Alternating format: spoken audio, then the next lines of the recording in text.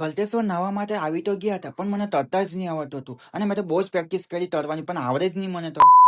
તો હે ગાઈસ, બધાને જય શ્રી કૃષ્ણ. અને કેમ છો? કેમ કે કાલના વિડીયોમાં આપણું થોડુંક બાકી રહી ગયું હતું અને પછી આ બાજુ આવી ગયા હતા નાહવા માટે અને આજે ઠંડી બી બહુ જ લાગતી હતી અને આ પબ્લિક જોઈને મેં વિચારમાં પડી ગયો હતો કેમ કે આટલું બધું પબ્લિક છે તો નાહશું ક્યાં. અને મારા ફ્રેન્ડને કીધું કે હવે શું કરીએ. મારા ફ્રેન્ડ તો હસતો હતો. પછી ભાઈ પણ વિચારમાં પડી ગયું અને મેં તો વિચારતો જ હતો કે હવે કરું શું, કેમ કે આપણે નાહવું છે.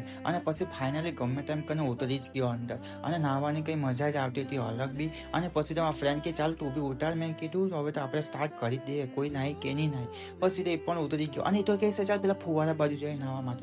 મેં કીધું ચાલ તો ત્યાં જાય. પછી ત્યાં આવ્યા ને થોડીક વાર ત્યાં બી બધા ભેગા થઈ ગયા ને પાણી રોકી દીધું. હલકું પાણી જ નહીં આવતું હતું ને ગાઈસ. આજે તો નાહવા માટે તો આવી ગયા હતા, પણ આપણને તરતા જ નહીં આવડે અને મેં તો બહુ જ પ્રેક્ટિસ કરું તરવાની, પણ તરતા જ નહીં આવડે. કરું શું? પછી તો ગમે તેમ કરીને બુટકી મારીને નાહી જ લીધું અને ભાઈ તો આવતો જ નહીં આવતો. પછી ફાઇનલી અમે ઘરે જવા માટે નીકળ્યા કેમ કે ગરમી બી બહુ જ થતી હતી બહાર નીકળ્યા ને ત્યારે.